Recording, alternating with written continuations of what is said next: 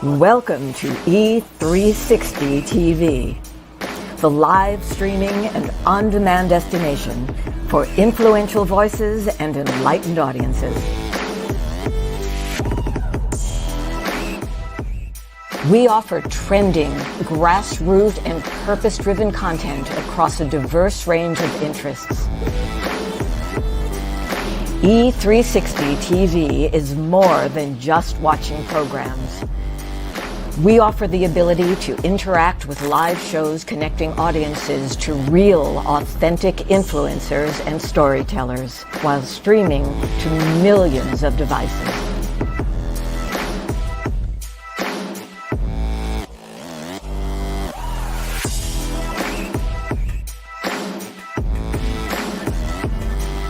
Real experiences. Raw conversations.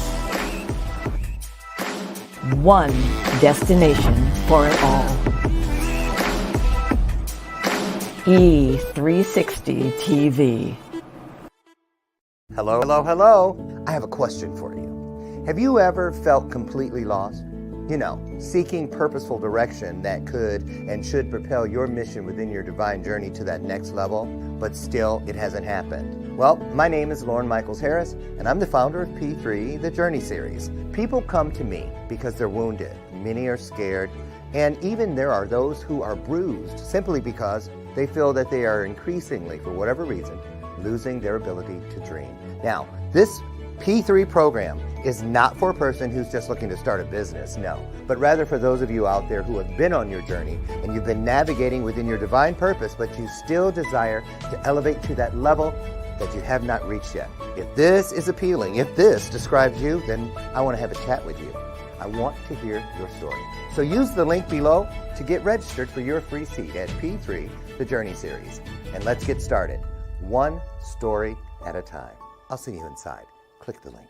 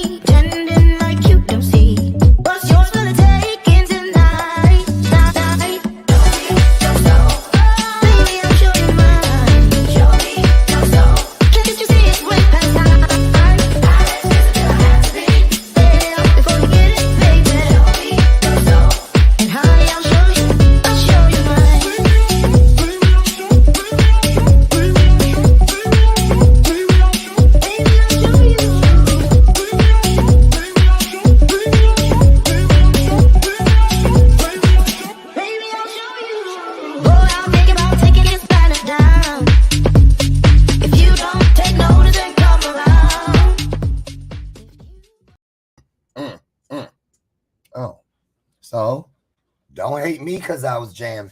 Sure was 60 in a week and still got some jam in me. What about you?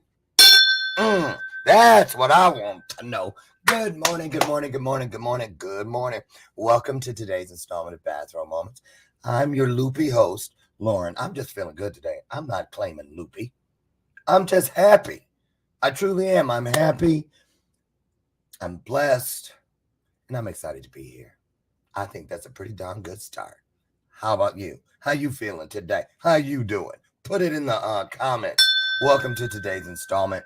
Let's see. You know, I listen to NPR News in the morning, first thing around 5, and before I head off to the health club.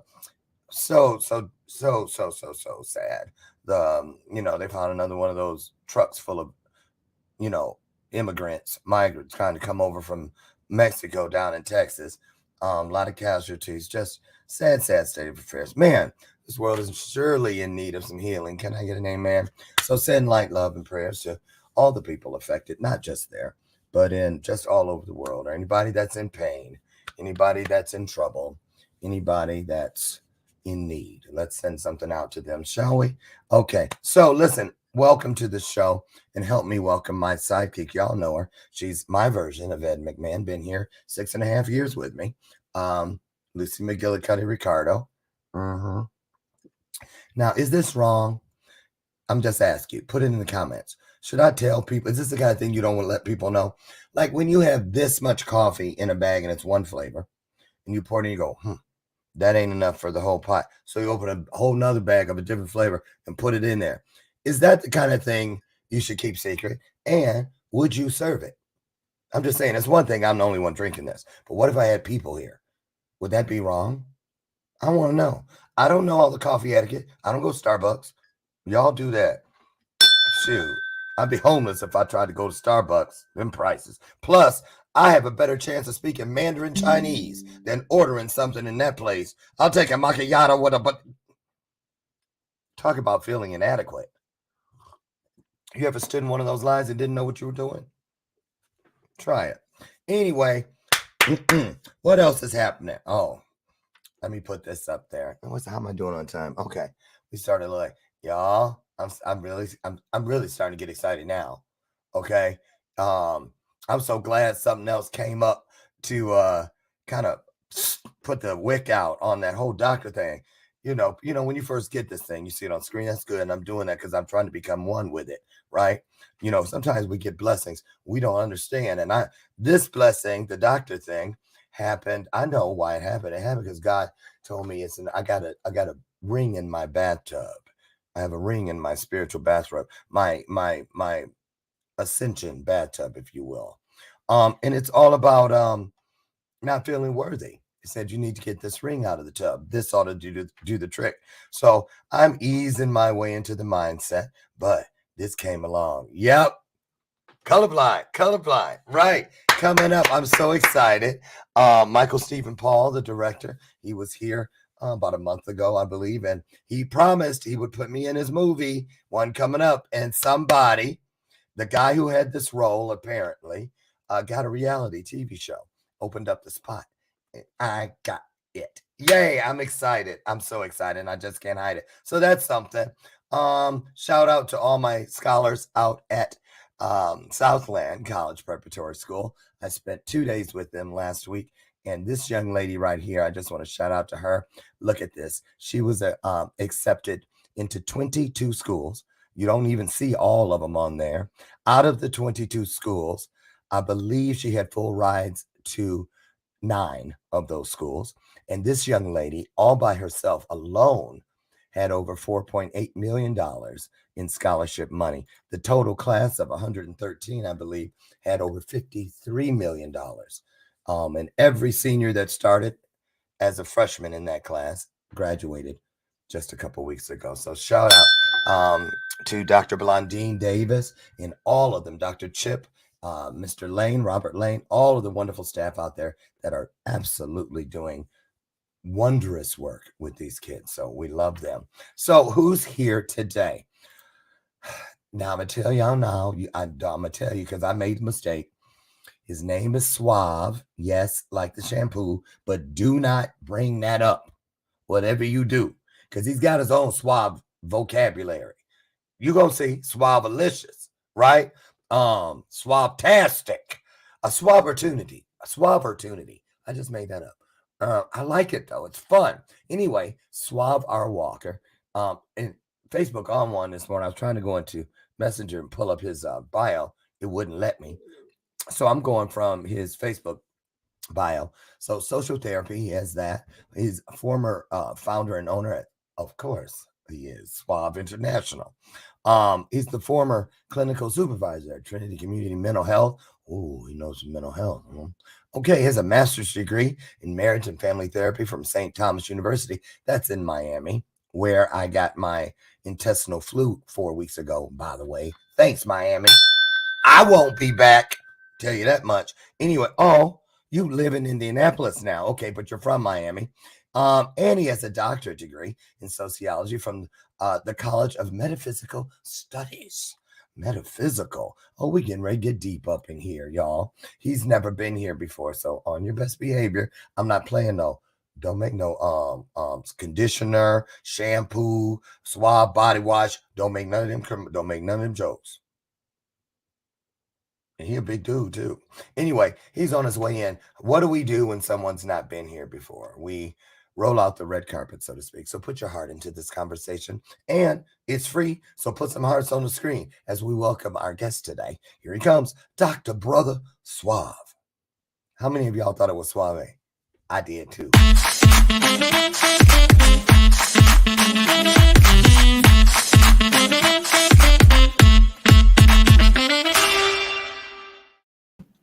Suave morning, Suave morning, Suave morning, Dr. Lauren. How are you? Good, trying to think of my own Suave word. Man, this is going to be a challenge. Come on, I'm ready. How are you? You're doing Suave-tastic, man, because you are Suavemazing. I tell you, man, this is just a wonderful morning. Okay. I'm so happy and blessed to be on your show. I'm excited. I love your earlier commentary. And first of all, I want to tell you congratulations on your role. Thank you. Oh, in the movie. I was like, oh, how is Dr. Lauren a role? See, I haven't moved on to the other. Yay. Thank you. Thank you. I'm excited about that. I really am. I really am. I prayed that one up. I prayed it up. Let's get this off the table right off the bat. Some people would probably say, why has he got to use his name and everything? Is he an egomaniac? Do you know what I mean? Like people that speak to themselves in that first person or whatever. The Lord, you know. Now look, don't get mad, Donovan, if you see this. That's the way you roll. You know, if you like it, I love it. I just couldn't be the Lauren. So talk about it. What's it all about? And is that really your name? Yes, absolutely, it is. So what I am special cause variation, and I'm a very creative person. So I create so many things. Like when I write my books, I create the vision of it. I create the picture of it. So I do everything from a social, spiritual, and clinical, but I always think about the threes. You know, so in my books, they'll get your attention, they'll get your heart, and they'll get your mind. So I've always been a creative person. So I always, like in my book, and you know how everybody say they're different, and I come up with my own Suavelosophy by saying unique is what unique does, not what unique says. So the things I've done. Look, I'm sorry. I'm looking for some scrap paper. So okay. Look at these Suave words. Yes, okay. and so it was over the years of just being creative, forever being creative. I couldn't help it. I would always think of something that would contradict what we do, is what I say, regurgitated social learning. Like a person say, you do better when you know better. And people believe that in the heart. And I say, I bet you $10,000 that's not true. They say, oh, yes, it is true. And then I say, how many times you done something you shouldn't have done, but you done it anyway? And I say, so it has nothing to do with knowledge, but it's just actually the discipline through follow through. So people don't do better because they know. They do better through the knowledge, but you have to follow through. So I can tell. Wait, I'll just tell y'all. I can always tell. I'm gonna be running to try to keep up with this one. I'm gonna have to come up with some easy questions because I can tell. All right, I was like, what in the world? Look, move your head to one side or the other. Right behind you. Who is that? The Brother Suave. I made that up. Yes. Now look. Now wait a minute. Even your hair looks like that guy on the thing. So you can't even change your hair because you got to rebrand all your stuff. Yes. But again, I'm always about creating branding, you know, and again, and so remember I say I do everything from a social, spiritual, and clinical perspective. When you look at doctor, you think about, again, you know, this clinical, and then the brother will think about social, and Suave would be something, you know, like spiritual, you know, or should I say brother would be something spiritual, and then the Suave would be something social. So it just always comes natural. Here's the issue. Sorry. Here's the issue. The Suave part, every time I know it's Suave, but I'm still stuck on Suave. Like I know. So when you said in the Suave part, I saw Billy D. Remember when he had that Coke 45 commercial? Billy D. He walk in and all those women be going, right. Oh yeah. I saw that. So, but let's go back through it though. Let's go to the brother piece. Okay. The brother piece represents the social, hey, Social. but it also could be spiritual because I am a spiritual person. So when people used to hear Brother Suave, it's almost like my prayer cell. I do every day, 365. And when you go into church, people say brother, but also when you out socially, people say, "What's up, brother?" So it has that dual effect. Yeah. And So so what about when people assume that it's a church thing? What do you say? well, I never concern myself about what they assume. They can always communicate, and I'll redirect them. Because I remember in my community, me being Black, people like saying, "Well, man, you shouldn't say that. You shouldn't say brother there." So I say, listen, I'm going to do what I want to do on my own terms. And eventually I branded it, and it's been like that for 30 years. So 30 years. I can't concern myself what people think. Well, let's start. Let's go back. I want people to hear a little bit about your backstory. Okay, great. Where Little Suave got started, and what was it like for him? Give us a little picture about how that looked back then, and where was it, and when did it begin, and just paint that for us. I'm gonna dip out, let you do your thing with that. Okay, well, first of all, I was born and raised in Opelika. In what? Opelika, which is in Miami, Florida. Yes, it was a predominantly Black neighborhood. We had Opelika. No, Opelika. Opelika. Yes. Never You ever heard of Opelika Airport? They used to talk about the cocaine cowboys during the back in the day, where in fact, the presidents of the United States they don't go through Miami International. They don't go through Fort Lauderdale. They go through the Opelika Airport. It's a private-owned airport. Oh, see, you probably shouldn't have said that. It'd probably be a black van going up and down your street now. So you opened your mouth about the airport, huh? Oh, so you had to tell everybody about our airport. Okay, I'm just playing. Nice knowing you. I'm just kidding. Hold on, I would flip out. Go and do your thing. And so anyway, again, I was born and raised in Opelika. To my parents, Rosa and Robert Walker, and my great grandparents. Oh man, I love them. They was always supportive. That was Mr. and Mrs. C.J. Coney. Again, I grew up. I was always a creative, artistic person. I love fashion. I love creating. I love drawing. My dad was always into fashion, but he was also into community and mental health. And so that was something I wanted to do ever since I was 14. But I always loved wrestling, professional wrestling. So that's one of the things that you could say about me, is that I love wrestling. So I was always solid academically, but I also was blessed athletically. But I always was a talented person. So growing up, it was just so many things that I was gifted in. I had to make up my mind. And so, but I never wanted to be controlled or said I had to do this. So I found some way to be creative and incorporate everything into my life's journey.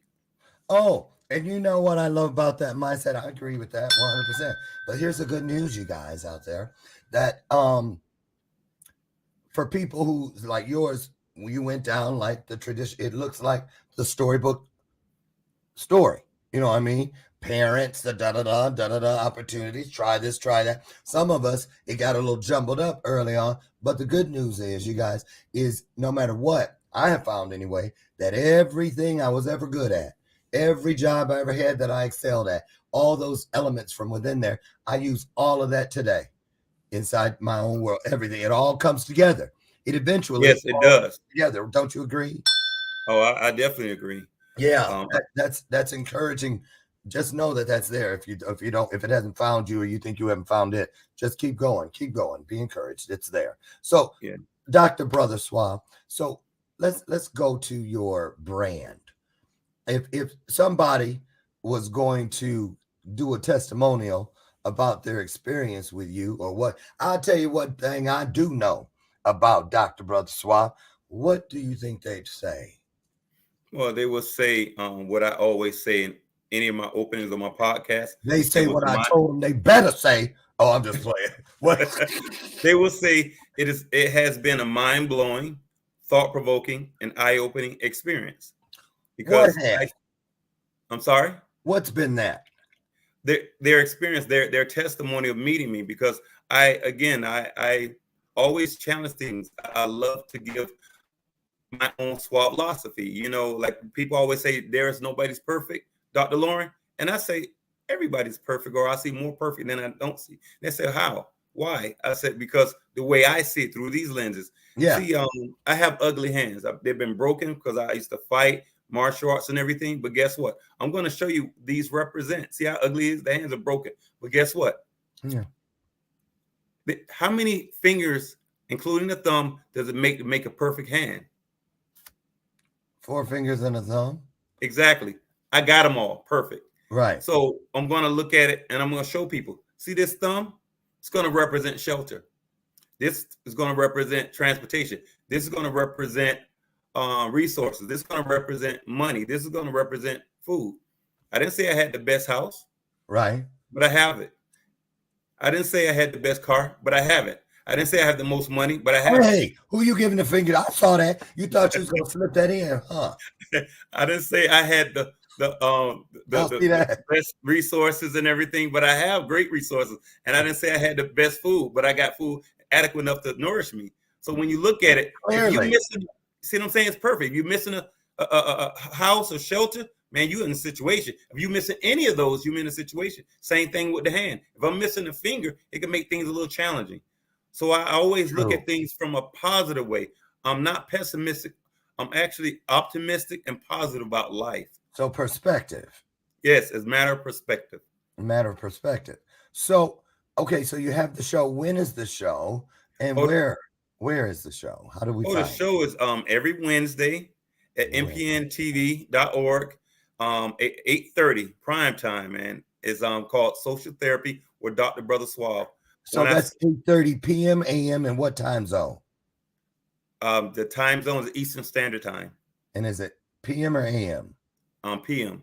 PM. Okay. Yes. All right. Okay. Great. How long you been doing that? I've been doing it since February 2nd, 2022. Wait. Like a couple weeks ago? No, February. I know, but I'm playing. Oh yeah. Oh, okay. Yes. Oh, I got it. I got it, man. It's been some great episodes. I get you. I'll be getting you every 10 minutes. You couldn't hang with me. I'm just playing. I'm kidding. So, what led you to the podcast?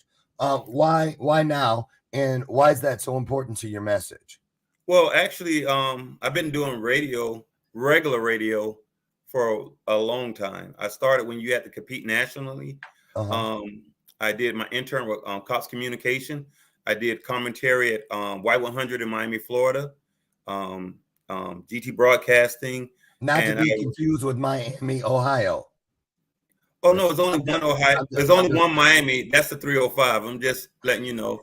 Because people don't say they want to go to Miami, Ohio to get licked and go to South. There's only one Miami. Those always kill me because it's like when I do it all the time because we have a lot of twins in my family. I go, you know those two twins, right?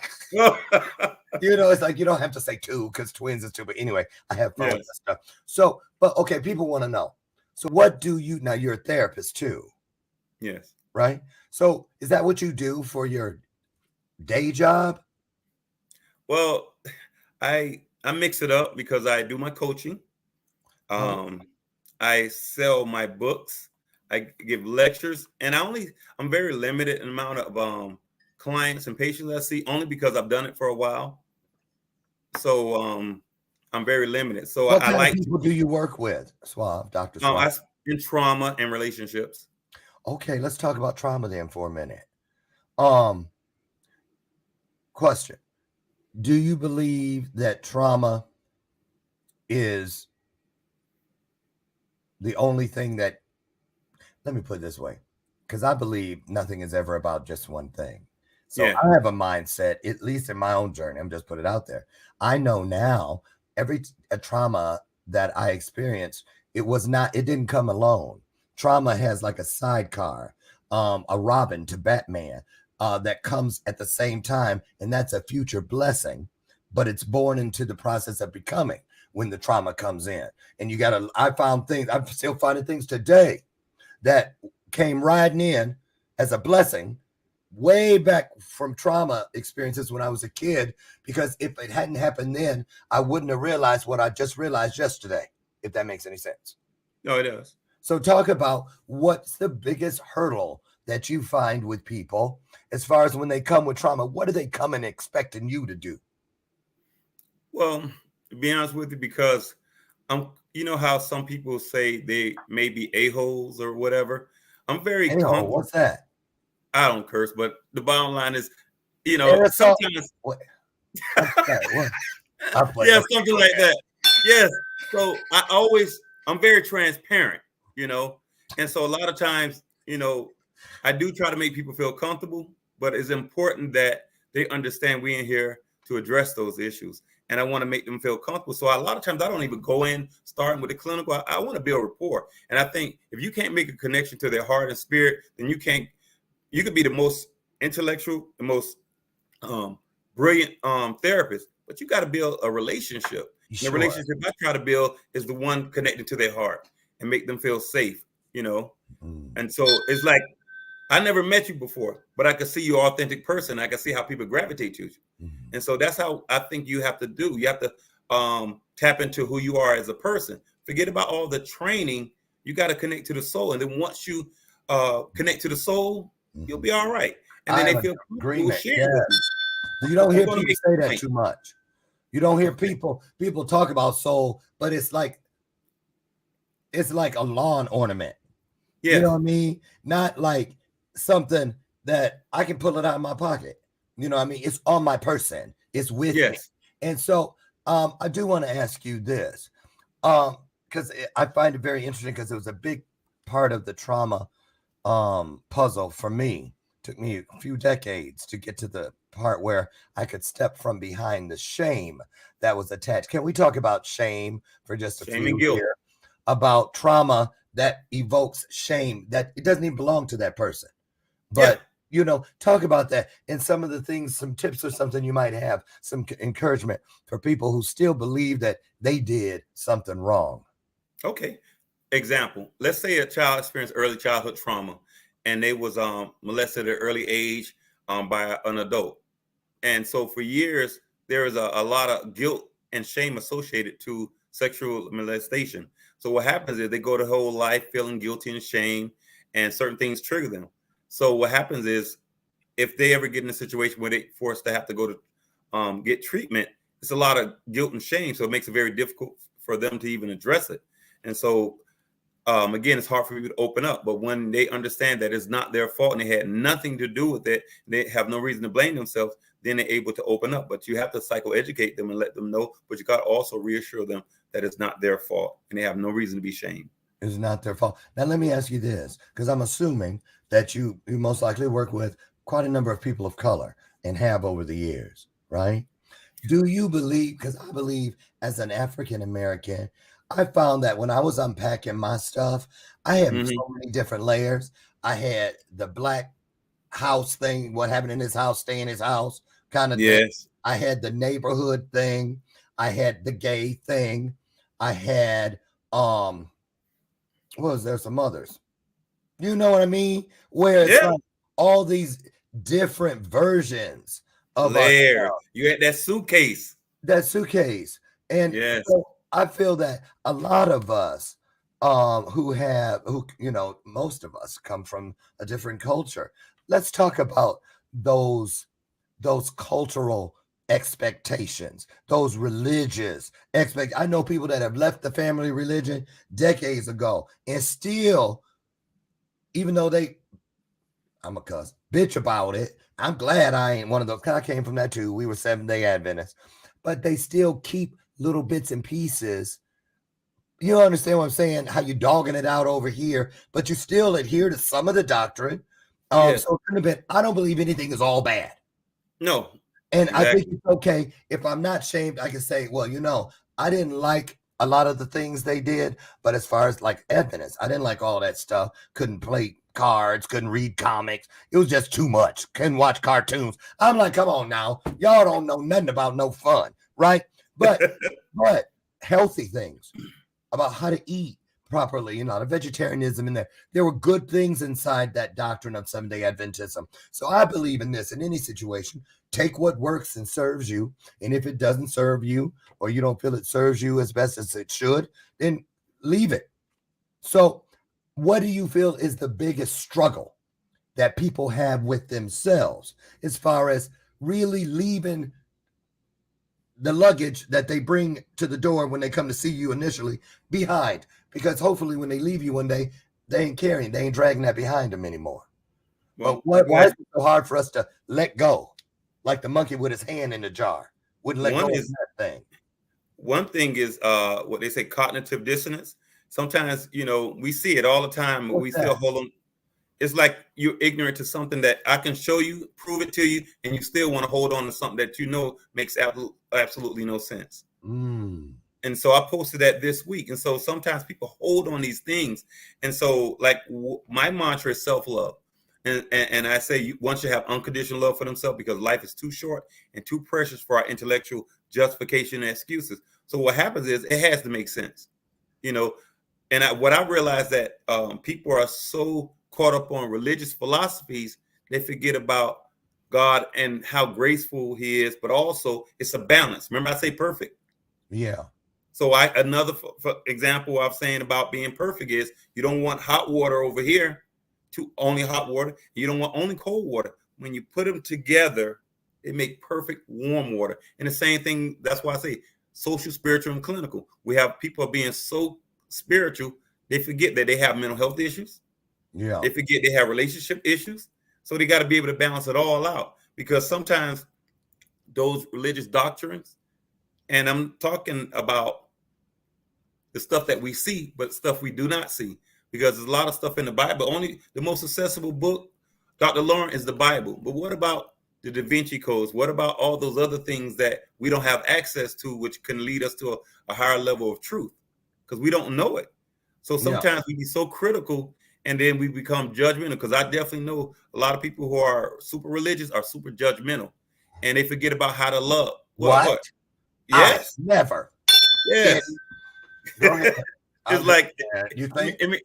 Let me tell you something, man. I have to always think. She forwarded my first book named Dr. Dr. Marilyn Volker. Man, let me tell you something. Growing up in the hood, and Opelika is real rough. You have no idea. Do some research and find out how bad Opelika. It has consistently been over the last 50 years one of the worst cities in the country. So it sounds like it. Yes, you heard what happened to Peaches, right? No, girl, what? Her car broke down right outside of Opelika or whatever it is. Opelika. Yeah, Aaron Pryor he was there one weekend, got strung out on crack. It's just a major place. But nevertheless, who was there for a weekend? Aaron Pryor, the boxer. He got on that crack in Miami. It was over. Career gone. Because it was just a place, I mean, it's just a major place of drugs and crime and killing and violence, And so I'm just always grateful because I got out of it, And I'm not talking about something that is from a distance. I grew up next door to the Trap House. The what house? The Trap House. The Trap House was a drug place where people stay in there. They sell drugs. Sometimes people smoke in there. Like a flop house. Yes. So it's terrible, I would sometimes wake up somebody dead in my front yard. I saw my first rape. No, I'm serious. I saw my first rape, kill, murder when I was about 8 years old. I've seen a lot. It was just and unfortunately, it had been normalized for me. It was no fear in me. It was just regular. I know the lip drop, but right, mouth was wide open. I'm sorry. Yes, you're talking about. I didn't drool. Yes, I mean, you're talking about many times of bullets going across my head, getting shot, by accident, kidnapping. It's just a lot going on there. And what do you think it was, Suave, that started the GPS coordinates that eventually led you away from that? Because so many, that is not the story. So why do you think it was so different for you? What would you attribute that mindset to? Well, again, like I say, you don't do better when you know better. You do better through the application of discipline. I was a very disciplined person, but I can't say it was all about me. It was about my foundation. I had great family. You understand? Right. The things like when people talking about my dress code, me always doing a mani and pedi, always loving fashion, being creative. That was a genetic characteristic that I received from my father. You know, I mean, people talk about Billy D. Billy D had nothing. I know him. Nothing on my father in terms of his dress, Mm-hmm. his coolness, and his smoothness.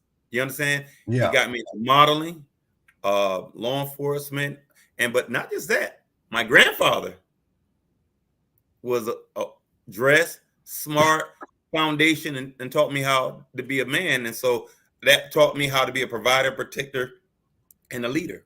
Okay. Let's back the car up. Let's back it up. Let's back the car up. Just 2 houses. So the person in that house we just pulled in front of, they don't know the difference between relatives and family. And there's a difference, because when you said family, we saw mother, father, the support system.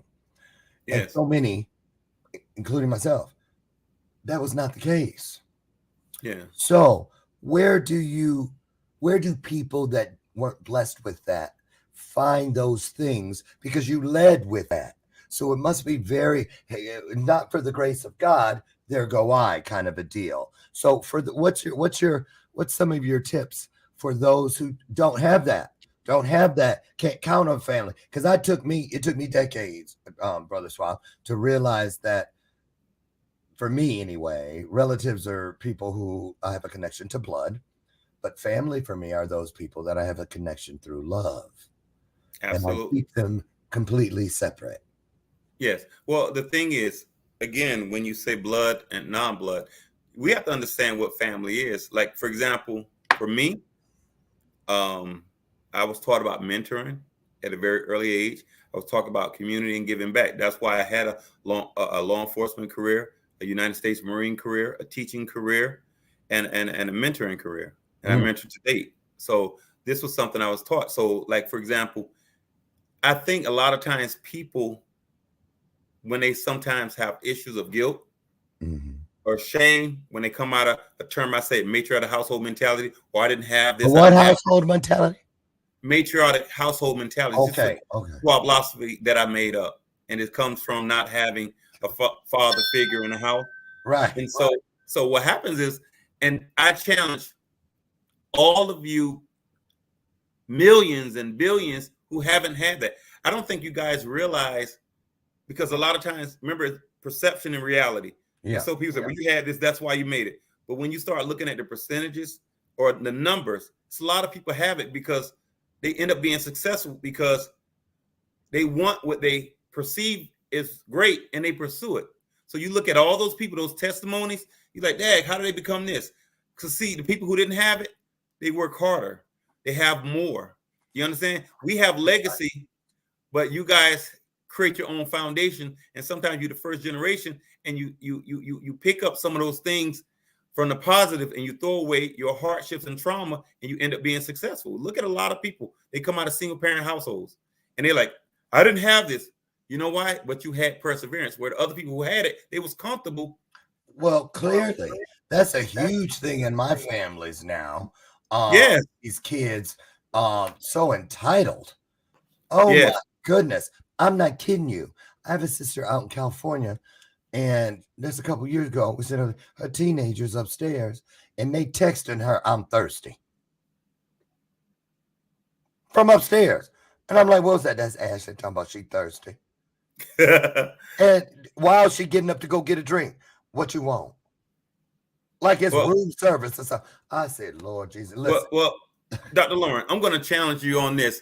Now, you know, and again, I told you, me being creative, I always challenge what has been said. Like I say, regurgitated social learning. So, for example, you know how we always look at when we talk about codependency, specifically in relationships. So a lot of times we always saying the person who's receiving, the beneficiary, man, they so codependent. They always.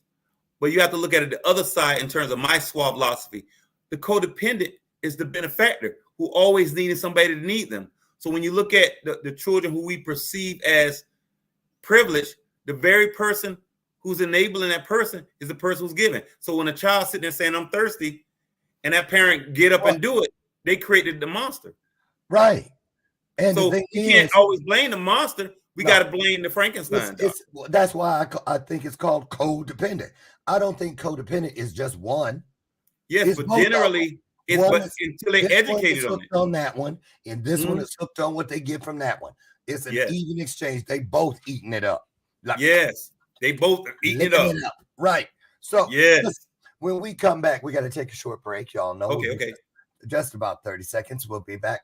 And I want to ask us to go into this term so you can be thinking about it, and you all as well. When we come back, we're going to talk about and find out what Dr. Brother Suave feels, how he feels about the art of manifestation. That and more when we come back. Don't you dare go away.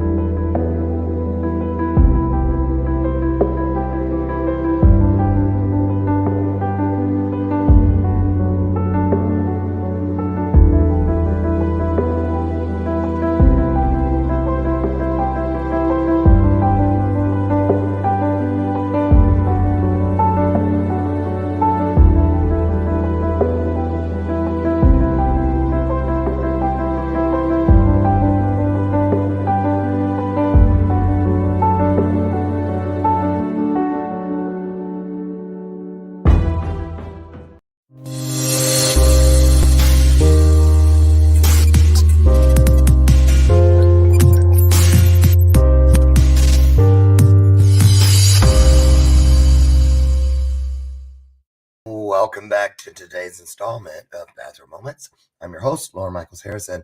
We're going to get Dr. Brother Suave back in here in just a moment. But before we do, I just wanted to let you know about something that I love. This little baby right here. V8, I have one a day, just one a day, gives me 2.5 servings of vegetables. It's 100% vegetable juice from concentrate. And it's only, get this, 60 calories per can. Easy peasy to find. Head down the juice aisle at your local grocer and you'll find it. Don't wait until it's too late. Take a chance, pop the top, and have a V8. Okay, thank you. Okay, Dr. Brother, Suave, welcome back. Before we went to break, we just went all over the place. Great stuff. But I wanted to go into this next phase. We got about 15 left. How do you feel about manifestation? And do you feel, it's a two-parter, and do you feel that enough of us truly understand the power within manifestation? Because I'm kind of answering it for you, like you automatically believe in it, but I just know you do. Yes. Again, when I was 14 years old, I said what I wanted to do. Right. So when you look at something, a body or event that clearly shows itself, and you manifest, you speak it. And I knew exactly what I wanted to do. I knew how I wanted to do it. I didn't even know the word manifestation, but I would always say, I'm going to speak this into existence. And It happened. I said I was going to go to college. I was going to write books. I was going to be successful. And I was going to marry and have a child. It happened exactly like that. And so in my life, I like, even when it comes to the branding, people like Brother Suave, and I, drew the idea, the hair and everything was going to be in threes. And it has happened like this. And so I always believed it. So I tell people, you have to speak things. And one of the things to help you understand the benefits of it is, again, another Suavelosophy I have is this. I can is easier to say than I can't. So when I say it, I just do everything I can to make it happen. A lot of times people blame others, but I say just don't allow anything to sidetrack you. Have a relentless pursuit of success or whatever goals you want to achieve. And so you can't let, I always tell people, you got one heart, one life, one soul. Protect it at all costs. Don't blame nobody because like, I got some extra dollars, man, I can let you hold some dollars. I can give you some blood. I want blood. You said dollars, though. Go back. Go back. Don't be trying to sprint past that offer. How much? Don't fast that quick. Yeah. Let me put my Cash App up on the screen. Go. Look, ain't nobody playing. I got it already ready. Oh, wow. What? No, I You don't. ready? No, I deleted it. In fact, I can even let you hold a kidney, but one thing I cannot let you hold or lend or borrow is my life, my heart, and my soul. So I'm going to protect that at all costs. So look at your dreams, the things you say, how you manifest it. Remember how when you look at an event or an action that clearly shows itself.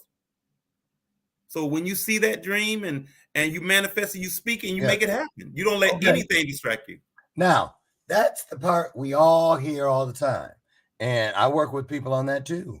In my coaching, I do. But I also work with them on the opposite, which is what do you call yours? Suave what? My Suavelosophy. Yeah, whatever. That's, I can't say it with my name. Suavelosophy. Oh, no. I'm the only one on planet Earth that can do that. I'm talking about my Prove own. me wrong. I have Lornisms.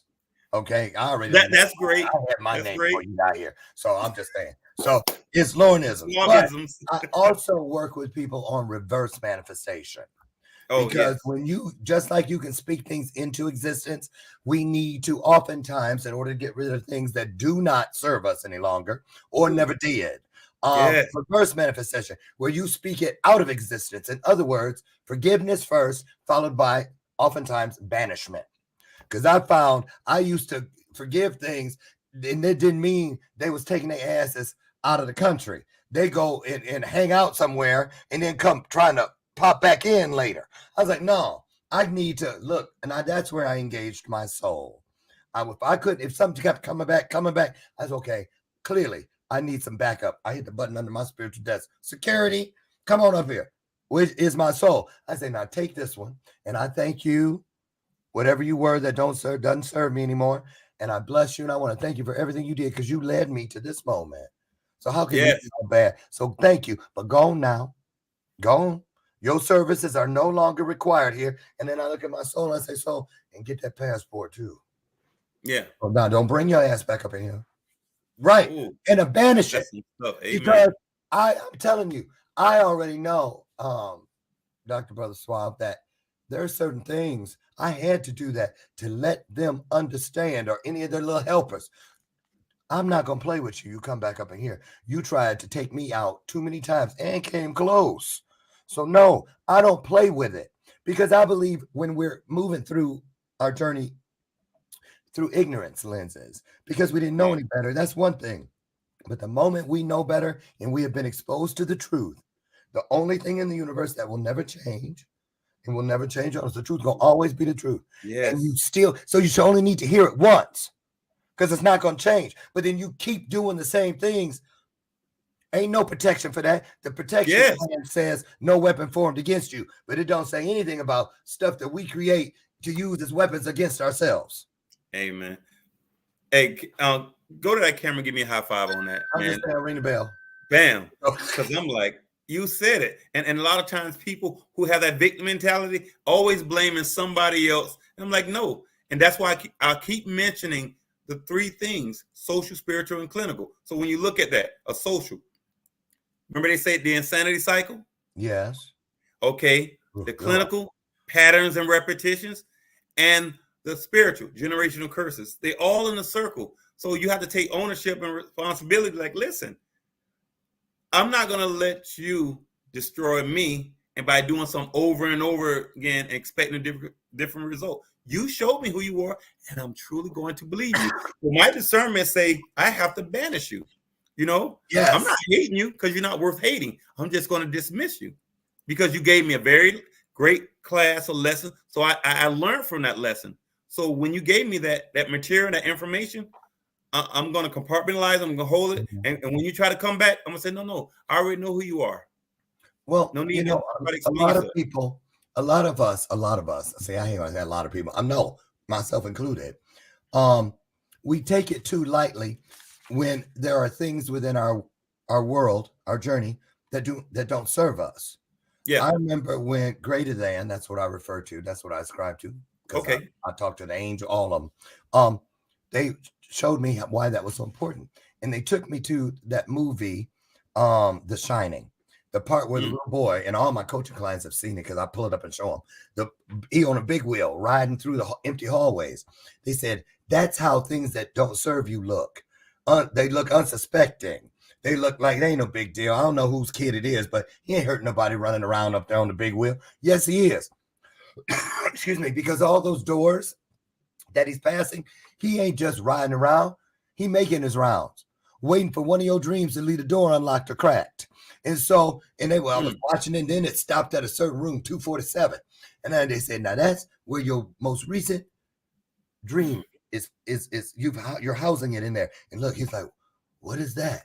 What Lauren got in that room? This and the other. Said, if you don't identify and eradicate and get rid of things that do not serve you, it is usually, in most cases, not that long before you end up serving it. Yes. When they put it to me like that, I was like, okay, I got it. Right? Yeah. You know what I'm saying? Because here's the deal. That is everything. It's why most of us can't understand our own self-worth, because you're not looking at the accurate grocery bags at the end of the counter to say, look at all the food, look at all the bread you have to feed the world. Look at all the things you have to help feed people. You know, your brother Suave. So, when we go to church and stuff, we go to get fed. People say, I go to get my bread.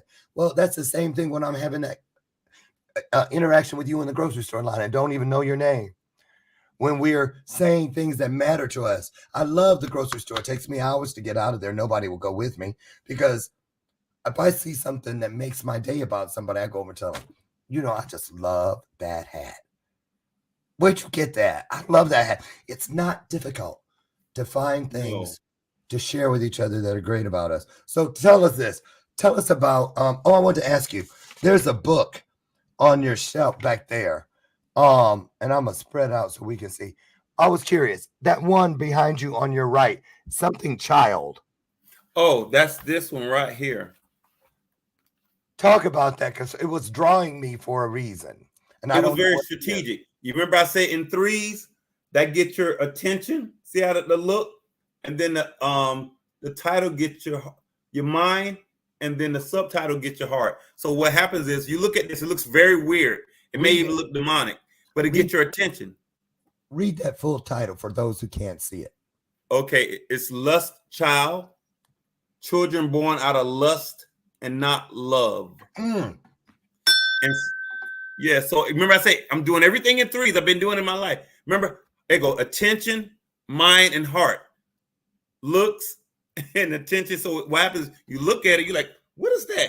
And then you read it, Lust Child, Children Born Out of Lust and Love. I know you said lust. I was like, ooh, what's that about? Yes. And so what it is, it's basically a book when it comes to, again, the three, social, spiritual, and clinical. So what happens is we have these relationships and not understand the spiritual ramification, but also the social ramifications. Ooh. And so it breaks down the family, because children are always going to want to know where their father is, and they're going to know what the other parent is. They also, it wasn't something that was planned out of love, but it was just something through lust. And so then we look at the generation from a spiritual perspective of generational curses. So we wonder why so many things happen to us. And those are the spiritual ramifications to having things out of order. So everything I say, I do it in threes. I'm always. I got three things for you. Here's a three. Let's test that theory. Okay. As we get out of here, why don't you give us your top 3 tips as far as what you believe is necessary to live your divine journey? Okay. Self-love is number 1. Determination is number 2. And follow through is number 3. I agree. You do know a little something. I think you got the real one here, like Ray Charles used to say about Coca-Cola. You got the real one, baby. Right. So listen, people, there's a lot more. We didn't get to unpack nearly this much of what you really will find when you get in here. Scrolling now along the bottom of your screen is at Dr._Brother Suave.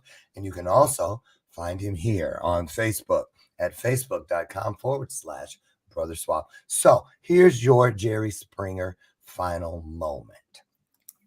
Let's say, I love putting it like this. Let's say as we get out of here, um, people could only remember, we're only allowed to remember one thing you dropped today. Out of all the things you covered, what would be the one thing that you would hope with your heart of hearts that no one would forget? The one thing that I would hope that people don't forget is this understanding that you have one heart, one life, one soul, because you got to protect it at all costs, and you do that through self-love. You got to protect it at all costs. That's how I feel. Fiercely protect. Yes. Your gifts, your mission, Yes. and yourself. Yes. That's right. That's right. I love it. Listen, anytime you want to come back, we welcome you. And thank you for doing all that you are doing to, take a lot of the stigma away from mental health issues and focus on mental wealth issues and Yes. all the other things and the great books that you put out, the great content. Keep up the good work and come back next time you got something to share, something new on the horizon, so we can be of support. Okay. Yes. Thank you so much. Yes. And Yes. thank all of you. Really, we could not fulfill this promise, in my opinion, one of the greatest of all, that guarantees us that when we come together, two or more, with the same heart set, mindset, and soul set, illumination is everywhere. Get out there and be the very best you can be. I'll meet you out front on the front porch tomorrow morning, God willing, at 8 a.m. Central, so we can do it all over again. That's right. Another illuminated conversation. Where? Right here on Bathrobe Moments. Have a blessed day. Bye-bye. Thanks, Suave. Thanks.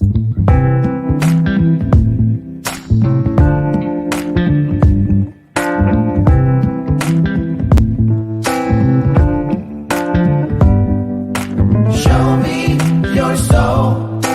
Baby, I'll show you mine. Show me your soul. Honey, it's way past time. How expensive do I have to be? Need a space.